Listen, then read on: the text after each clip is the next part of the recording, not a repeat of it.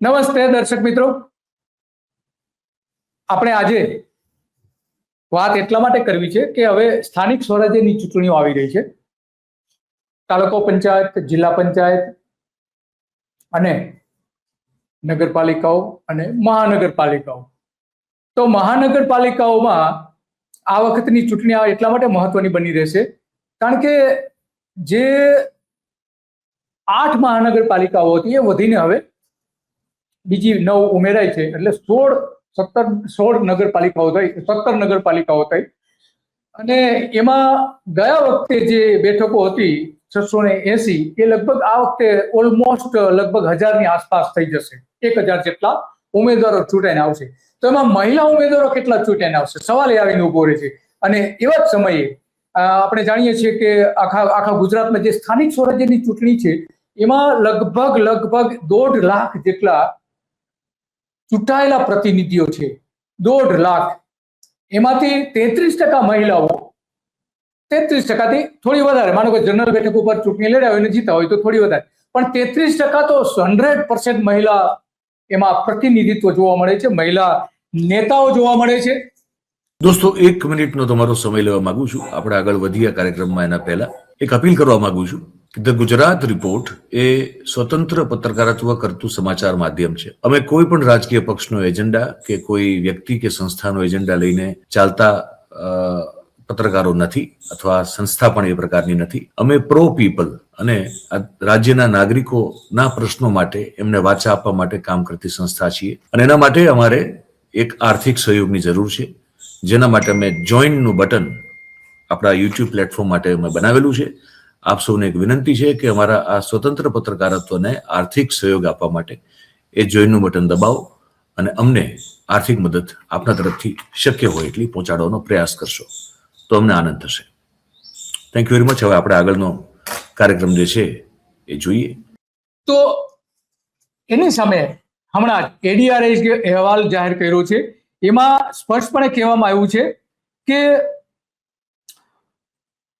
આખા ભારતમાં મહિલાઓનું જે પ્રતિનિધિત્વ હોવું જોઈએ એ બહુ ઓછું છે. એમાં ખાસ કરીને ગુજરાતમાં ધારાસભ્યોની જે સંખ્યા છે એ માત્ર ને માત્ર 14 ધારાસભ્યો છે 2022માં જે ચૂંટાઈને મહિલા ધારાસભ્યો. 6-7% આસપાસ રહે છે. અને એમાં જે 2017માં ચૂંટાયા એમાં 6.5 એટલે 6.5% હતા. તો ભાજપના એમાં 11 હતા અને કોંગ્રેસના 3 ધારાસભ્યો હતા. તો આ જ રીતે લોકસભામાં પણ આપણી સામે ઘણા બધા વિગતો આવતી હોય છે. લોકસભામાં પણ અત્યારે આપણે 4 સંસદ સભ્ય, લોકસભાના સભ્ય મહિલા છે, એમાંથી 1 કોંગ્રેસના અને 3 ભાજપના છે. તો આ કેમ પ્રભુત્વ ઓછું મળે છે એ અંગેની આપણે વાત કરવી છે કે મહિલાઓને રાજકારણમાં અન્યાય શા માટે થઈ રહ્યો છે, શા માટે કાયદાઓ 2008માં સંસદમાં રજૂ થઈ ગયો હતો, ખરડો રજૂ થઈ ગયો હતો, એને કેમ આજ સુધી એને મંજૂર નથી કરવામાં આવ્યો? તો શું અત્યારની જે સરકાર છે એ મહિલા વિરોધી છે, કેન્દ્ર સરકાર, નરેન્દ્ર મોદીની સરકાર? તો સવાલ એ આવીને ઉભો રહે છે. અને એટલા માટે આજે આપણે ચર્ચા કરી છે. અને ચર્ચા આપણી સાથે જોડાઈ ગયા છે જ્યોત્સનાબેન આહિર, કે જે આપને સમજાવશે કે મહિલાઓનું ખરેખર રાજકારણમાં શું મહત્વ છે અને શું કરવાની જરૂર છે. અને એ આપણે જાણીએ છીએ કે જ્યોત્સનાબેન સોશિયલ મીડિયાથી લઈને ઘણા બધા એમના પોતાના વિડીયોઝ લોકો બહુ પસંદ કરે છે અને લોક જાગૃતિ માટે સારું એવું કામ કરે છે.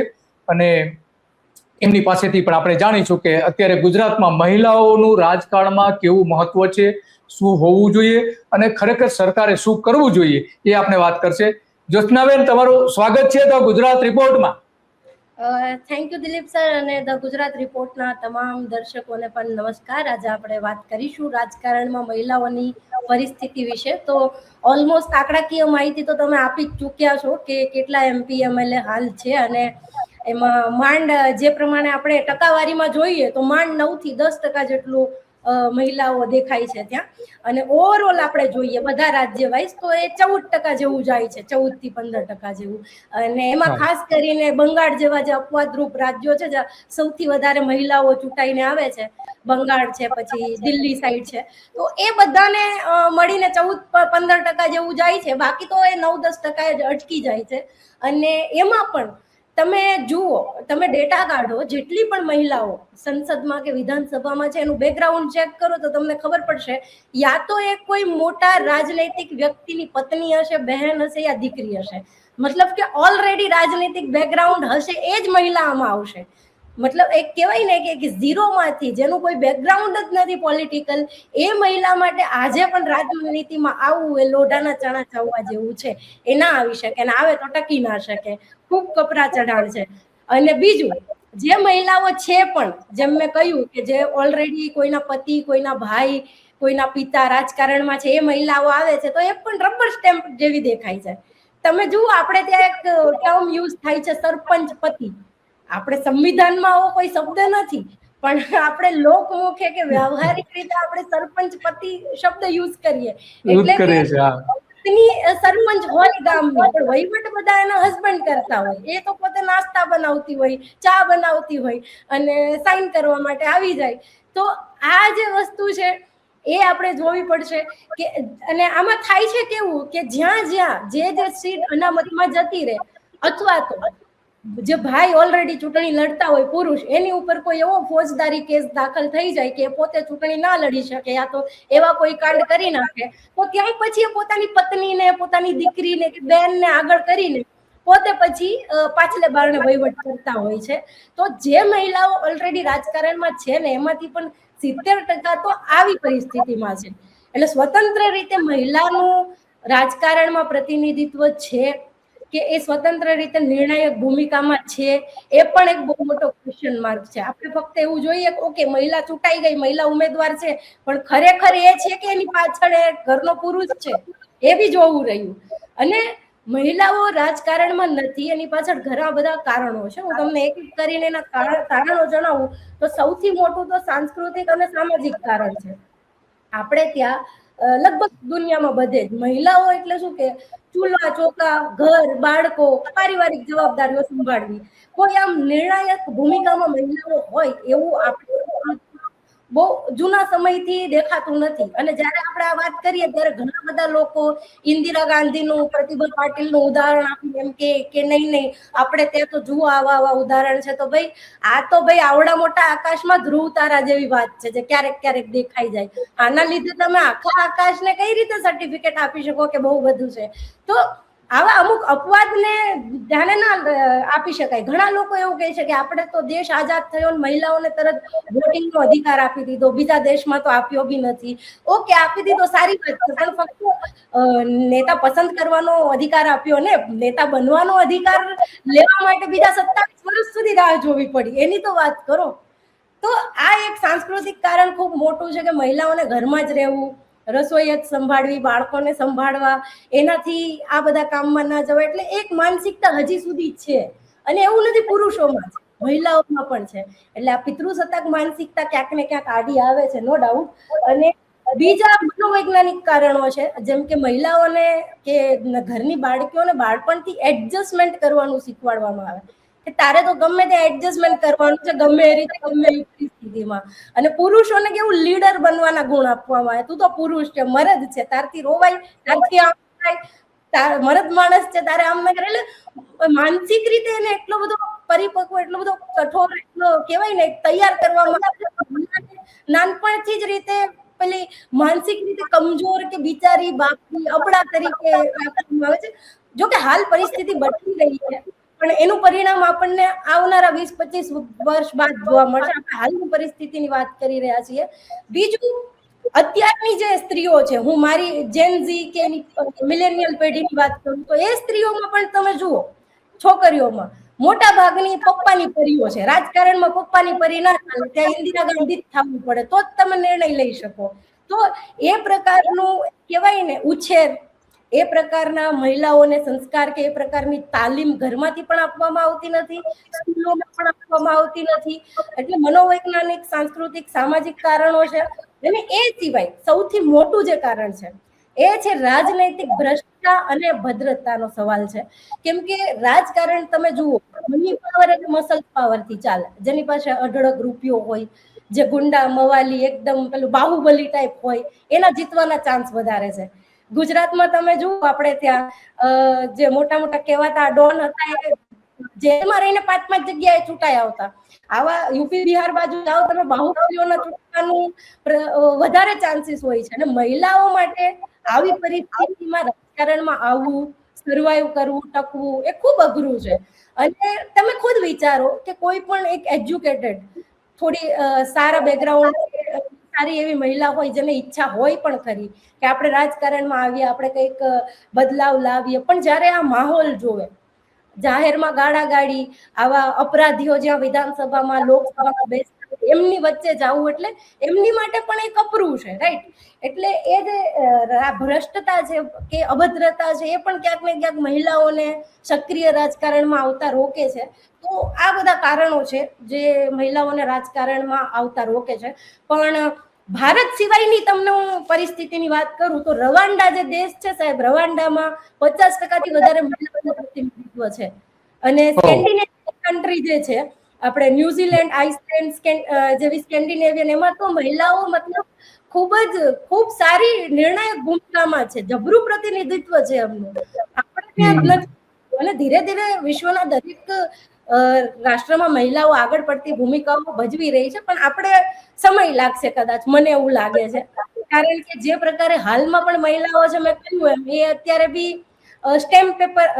રબર સ્ટેમ્પ જેવું કામ કરી રહી છે. તો સ્વતંત્ર રીતે નિર્ણય લેવાની થાય એ માટે હજુ સમય લાગશે. તો આના હવે ઉપાયો વિશે જઈએ તો મારા ખ્યાલથી મને તો 2 જ ઉપાય દેખાય છે. એ છે ઘરમાં અને સ્કૂલમાં જે છોકરીઓને છે, સ્ત્રીઓને, મહિલાઓને જે છે, લીડરશિપની તાલીમ જો બાળપણથી આપવામાં આવે તો વધુમાં વધુ મહિલાઓ લીડર્સ બનીને નીકળી શકે. અધરવાઇઝ તમે મહિલાઓને ફોલોઅર્સ બનવાની તાલીમ આપો કે પહેલા નાના હોય ત્યારે તમારે તમારા પપ્પાનું કયું કરવાનું, મોટા થાવ ત્યારે તમારે તમારા ભાઈઓનું, લગ્ન પછી પતિનું, પછી વૃદ્ધાવસ્થામાં તમારા પુત્રનું કયું કરવાનું, તો કહિયાગરી મહિલાઓ ક્યારેય લીડર ના બની શકે. લીડર બનવા માટે તો તમારામાં એક નિર્ણાયક શક્તિ હોવી જોઈએ, નિર્ણય લેવાની તાકાત હોવી જોઈએ. તો એ પ્રકારનો ઉછેર, એ પ્રકારનું વાતાવરણ, એ પ્રકારનું શિક્ષણ તો આમાં બદલાવ. એક પરફેક્ટ ઘરનું સપનું એને સાકાર કરશે કોણ? Shrinathji group of companies. 10 વર્ષ પહેલા દક્ષેશ સ્ટાર્ટેડ હિઝ જર્ની એક સિમ્પલ ડ્રીમથી. બધાનું ડ્રીમ હોમ બનાવવાનું સપનું, એ પણ અફોર્ડેબલ પ્રાઇસમાં. 2015 થી હજારો ફેમિલીઝનું સપનું પૂરું કર્યું છે. તો તમે કેમ પાછળ રહી જાઓ? આજે જ મુલાકાત લો શ્રીનાથજી સામ્રાજ્ય અને સ્વસ્તિક પાર્કની અને તમારા સપનાને એડ્રેસ આપો. બરાબર. તો જ્યોત્નાબેન, આમાં જે 33% અનામત આવી રાજીવ ગાંધી જે લાયા આખા દેશમાં સ્થાનિક સ્વરાજ્યની ચૂંટણીઓમાં, એના કારણે બહુ મોટું પરિવર્તન આવ્યું. ખાસ કરીને સ્થાનિક રીતે મહિલાઓ ચૂંટાઈને આવે છે. જો કે એમાં કેટલાક અપવાદો છે કે જે પતિ, તમે જે વાત કરી કે પતિ સરપંચ ને પતિ પ્રમુખ ને એમાં અપવાદો પણ છે. તો આ જે પરિવર્તન આવ્યું એના કારણે ઘણી બધી મહિલાઓ રાજકારણમાં પણ આવતી થઈ. અને પછી નરેન્દ્ર મોદીએ બહુ સારું એક કામ કર્યું. આમ તો નરેન્દ્ર મોદી બહુ સારું કામ કરે છે એવું આપણે માનતા નથી, પણ મહિલા અનામત માટે એમણે બહુ સારું કામ એટલા માટે કર્યું કે 50% સુધીની અનામત લાવી દીધી. માનો કે અત્યારે 1.5 લાખ જેટલા ચૂંટાયેલા પ્રતિનિધિઓ આવે છે સ્થાનિક સ્વરાજ્યમાં, નગરપાલિકા, પંચાયત, તાલુકા પંચાયત, જિલ્લા પંચાયત જે છે તે, તો એમાં 50% મહિલાઓ એટલે બહુ મોટું યોગદાન કરે. 75,000 જેટલા મહિલાઓ એમાં જયારે ચૂંટણી આવતા હોય તો એ મોટી ક્રાંતિ છે. તો આવું સંસદમાં જે બિલ 2008માં લાવવામાં આવ્યું હતું, પછી નરેન્દ્ર મોદી લાવી શક્યા નહીં, એને પાસ કરાવી શક્યા નહીં, એનો અમલ પણ અત્યારે નથી થઈ ચૂક્યો. તો વિધાનસભામાં 50% અનામત હોવી જોઈએ એવું તમે માનો છો? બિલકુલ હોવી જોઈએ. વિશ્વમાં મહિલાઓ અને પુરુષોની વસ્તી બરાબર છે, બંને 50-50% છે. તો નિર્ણય લેતી વખતે ફક્ત પુરુષો શા માટે નિર્ણયો લે? રાજકારણ એટલે શું? મૂળ તો વ્યવસ્થા સાચવવાની છે ને. રાજકારણ એટલે તમામ પ્રકારની સામાજિક, રાજનૈતિક, સાંસ્કૃતિક, તો વ્યવસ્થા બનાવવાનું, વ્યવસ્થા ચલાવવાનું, સાચવવાનું કામ ફક્ત પુરુષો શું કામ કરે? એમાં મહિલાઓને પણ અડધો હિસ્સો મળવો જ જોઈએ. બિલકુલ 50% અનામત આવવી જોઈએ. હા, તો આ આંકડાઓ આપણે જોઈએ છીએ કે એમાં સ્પષ્ટપણે દેખાય છે કે જે ગુજરાત અલગ થયું તો ત્યારથી લઈને આજ સુધી જે કઈ એ સમયની સ્થિતિ હતી લગભગ એવી જ આજે પણ સ્થિતિ છે. 14 ધારાસભ્યો એટલે, મહિલા ધારાસભ્યો એટલે કઈ બહુ ન કહેવાય. તો આવી પરિસ્થિતિ જે ઊભી થઈ છે એના સ્વાભાવિક છે કે પુરુષ પ્રધાન જે રાજકારણ છે એ સૌથી વધારે જવાબદાર લાગે છે. તો હવે આ મહિલાઓ માટે સંસદ સભ્ય અને વિધાનસભામાં જો 50% કે 33% અનામત જો લાવવામાં આવે તો એનાથી શું તમે કઈ રીતે જુઓ છો? એમાંથી કોઈ ફેર પડશે ખરો ધારાસભ્યો અથવા તો લોક પ્રશ્નોમાં અથવા તો બીજી કોઈ રીતે?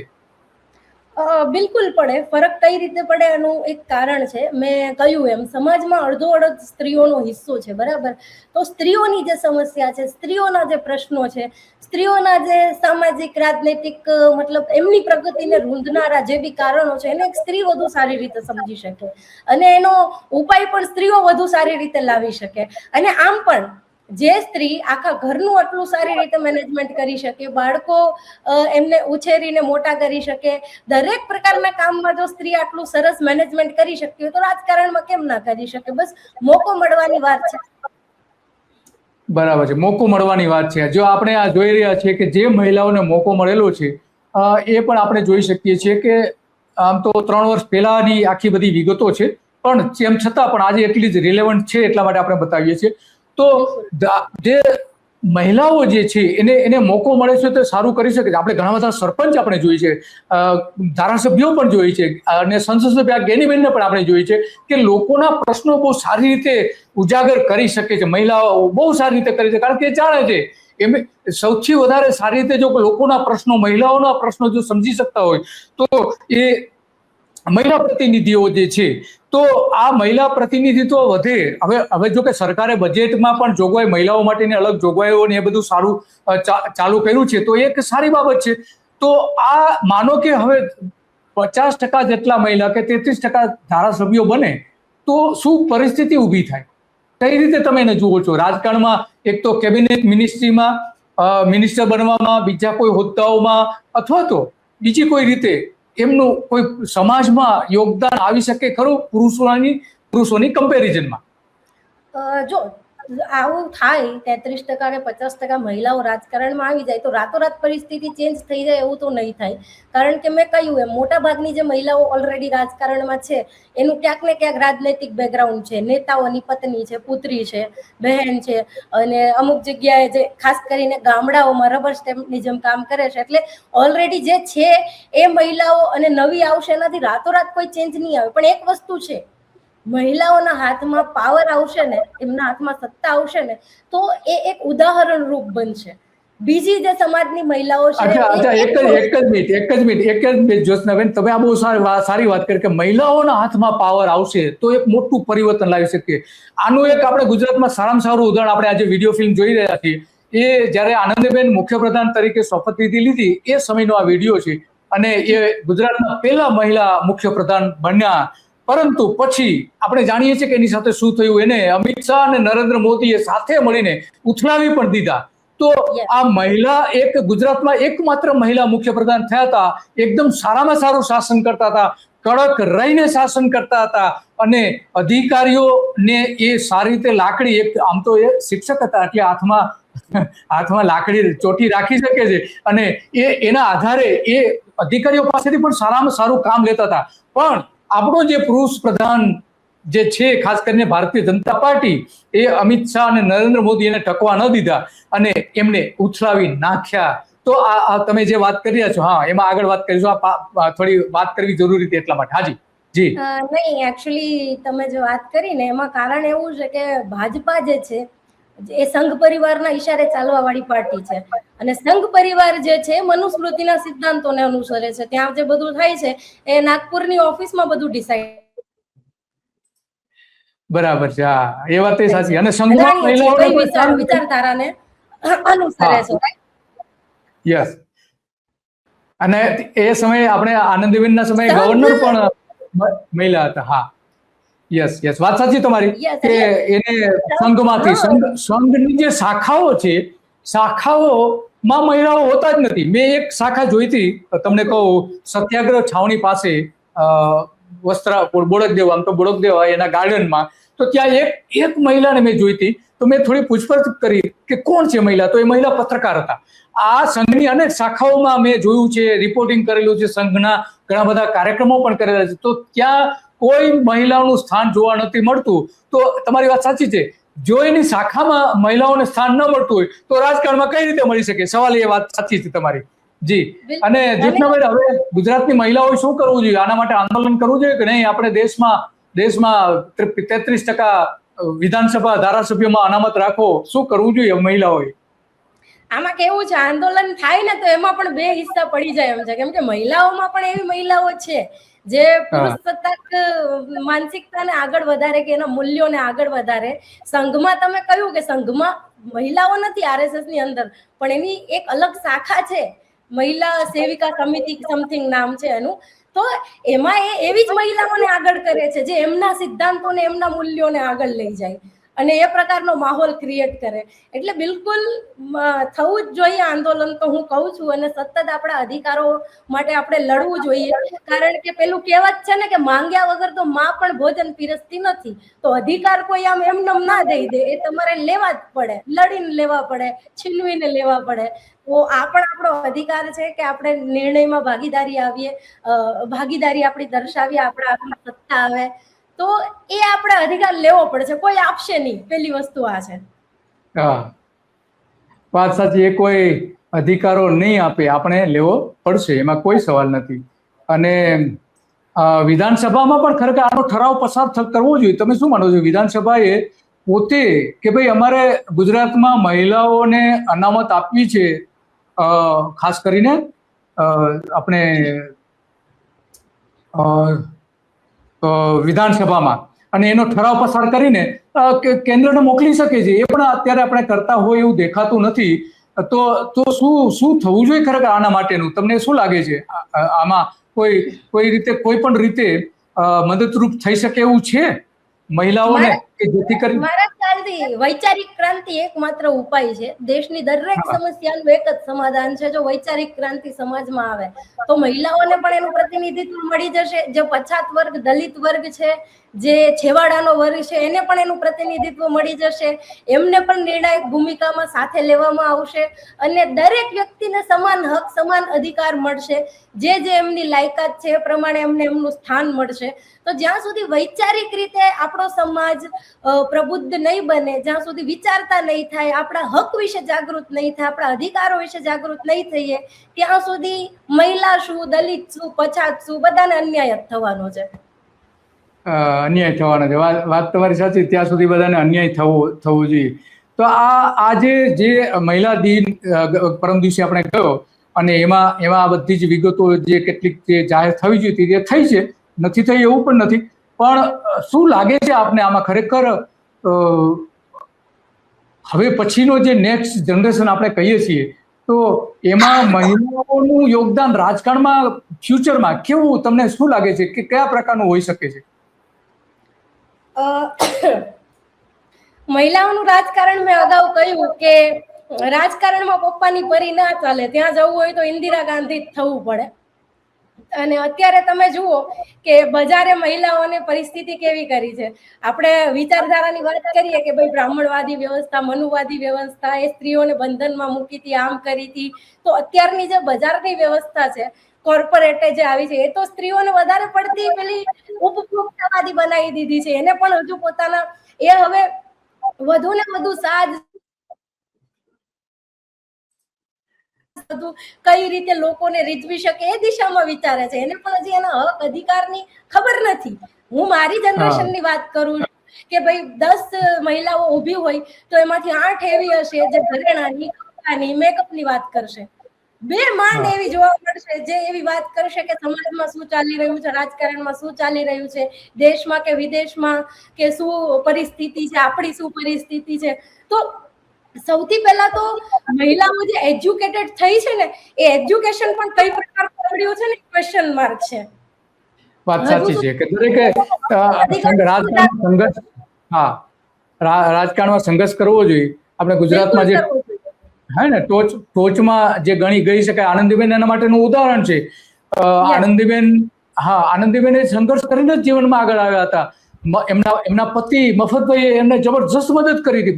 મફતભાઈ પ્રોફેસર હતા, આનંદીબેન ટીચર હતા.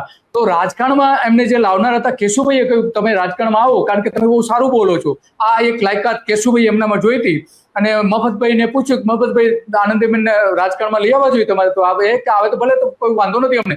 પછી એમણે જે સંઘર્ષ કર્યો રાજકારણમાં આવીને, ઘણો બધો સંઘર્ષ કર્યો, નથી કર્યો એવું નથી. એટલે એક આપણી પાસે એક ઉદાહરણ છે આનંદીબેનનું.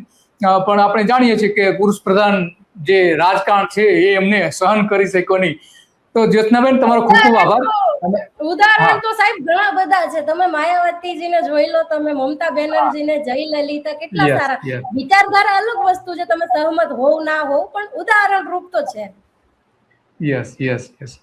તો જ્યોત્સનાબેન તમારો ખૂબ ખૂબ આભાર. તમે ઘણી બધી વિગતો આપી અને જે અત્યારની જે જનરેશન છે એ શું માની રહી છે રાજકારણ અને ખાસ કરીને મહિલા રાજકારણ માટે, તો આ એક તમે હવે ચૂંટણી આવી રહી છે તો એમાં તો 50% તો ચૂંટાઈને જવાના જ છે.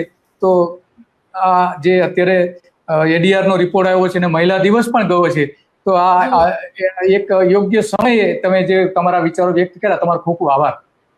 Thank you so much. The Gujarat રિપોર્ટના દરેક દર્શકોને પણ થેન્ક યુ સો મચ.